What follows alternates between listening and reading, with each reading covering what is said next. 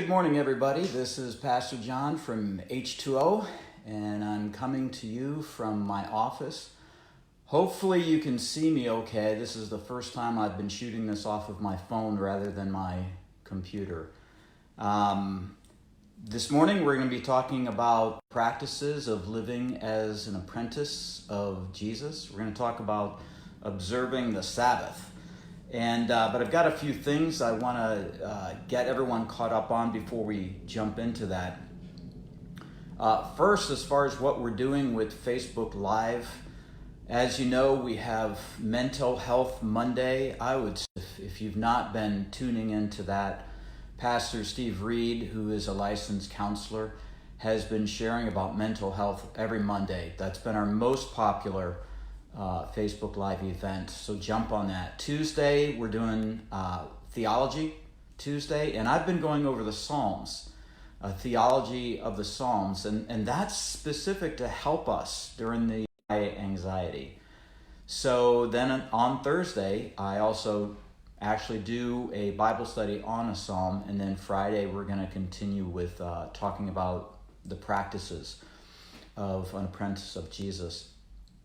Next weekend, we're doing something a little different. And so I got this idea a few days ago. I don't know if we've advertised it or not, but I'm going to do 6 Facebook Live Thursday and Friday. And the whole thinking of this is that here we have the Easter weekend, and what a weird weekend that is going to be. We're not able to gather and worship. And so I'm going to walk us through Jesus's experience from the Last Supper all the way through his crucifixion and the aftermath. So 7 o'clock Thursday night, 9 o'clock Thursday night, then I think 8 o'clock, 9 o'clock, noon, and 3 on Saturday, or on Friday. So I invite you to join us for that. That will be fun. So some of the practices of living as an apprentice of Jesus, and I want to talk about observing a Sabbath. And you might think, why in the world would you start with that? Of all the practices that we could talk about, I mean, you could look at Jesus's study of the Scriptures. You could look at Jesus and his constant expression of compassion. You could look at Jesus's love and engagement with people. And all of those would be a great place to start. But I think that one of the biggest things we need right now is to slow down. And again, it's like, well, we are slowed down. Well, here's what happened to me when I went to Kenya. I've been on 3 missionary trips to Kenya. And life is a lot slower there. And so we all experienced it. We all felt the goodness of it. And we came back to real life, and that slowness of life evaporated. So now is the time. If I can sell you on the importance of Sabbath keeping, now is the time to build this discipline into your life so that when life gets crazy again, it's already become a habit.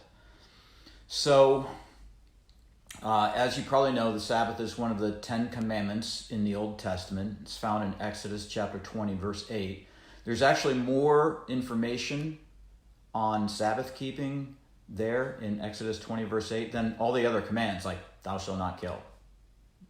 That was it. All of the other commandments in the top 10 carry over into the New Testament, and Sabbath keeping is referenced, but it is not mandated. And here's why. Christianity began as entirely Jewish. Followers of Jesus were Sabbath keeping Jews, like Jesus. And then when the good news began to reach out to Gentiles, people like you and me, we were people that were not brought up keeping the Sabbath. And so the church gathered together, this is recorded in Acts chapter 15, to dispose the law, including Sabbath keeping, on people that hadn't brought up in it, and they decided not to. So unless you're a Seventh-day Adventist, you've probably not been brought up keeping the Sabbath. and you're not mandated to. Romans 14 verse 5 talks about people having different opinions about special days. Instruction is be convinced in your own mind.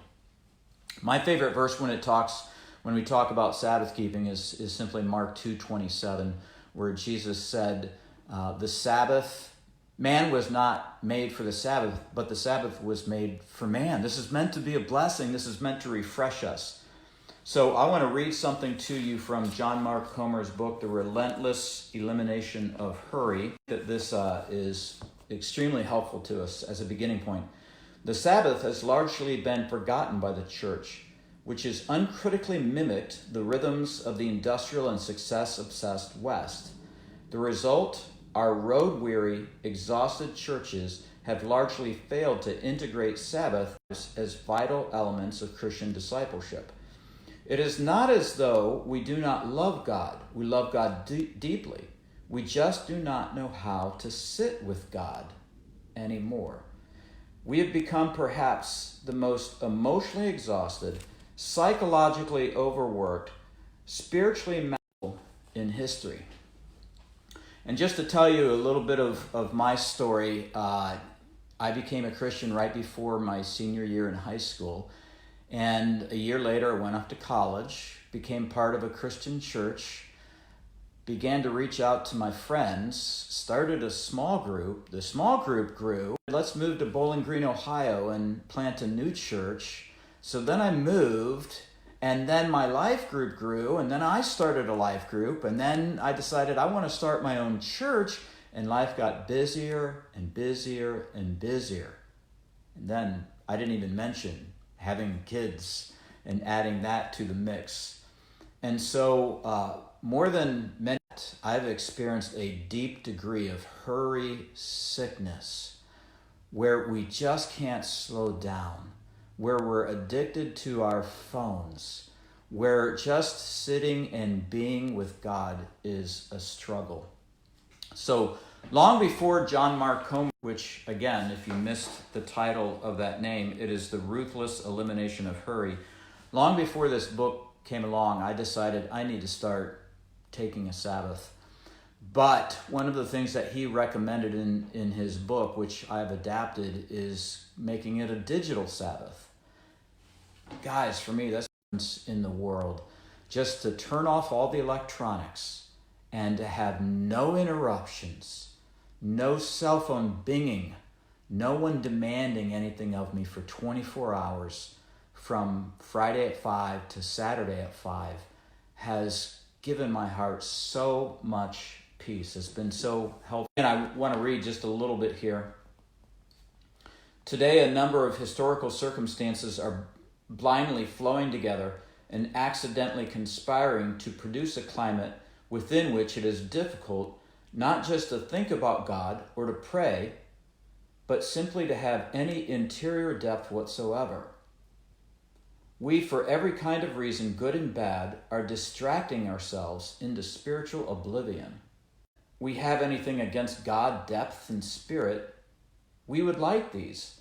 It's just that we're habitually too preoccupied to have any of these show up on our radar screens. We are more busy than bad, more distracted than non-spiritual, and more interested in the movie stadium and the shopping mall and the fantasy life they produce in us than we are in church. Pathological busyness, distraction, and restlessness are major blocks today within our spiritual lives. So, enter the Sabbath.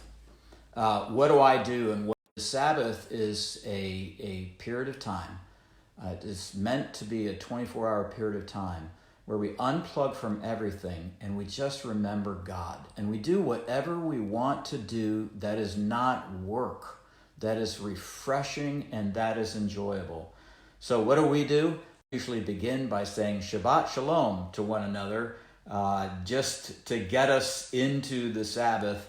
Shabbat is the Hebrew word and for Sabbath, and it means to stop. And Shalom, of course, means peace, but really more than peace. It means wholeness. So what we do then is I turn off my phone completely. Jana keeps her phone on. That way, in case of an emergency, someone can contact me through her if necessary. Different people do different things. We prepare a nice dinner. We have a family meal together. And sometimes we read some scripture together. We play games. We sleep. Saturday morning, we have a really long devotional, go for a walk, take a nap, connect with friends. Last week we did a Skype date with my daughter Caitlin and her husband. We played catchphrase over Skype. The point is to do whatever will refresh your soul. So what refreshes my soul is reading. So I go outside, I sit in some shade, I pull out a favorite book, I have a cup of coffee, and I listen to piano as I read. That refreshes and brings peace to me, is to remember God's goodness and what he's done in your life. Here's what the benefits are for me. It's really helped me with gratitude. It's really helped me to connect into the things that I'm grateful for from God. It recalibrates.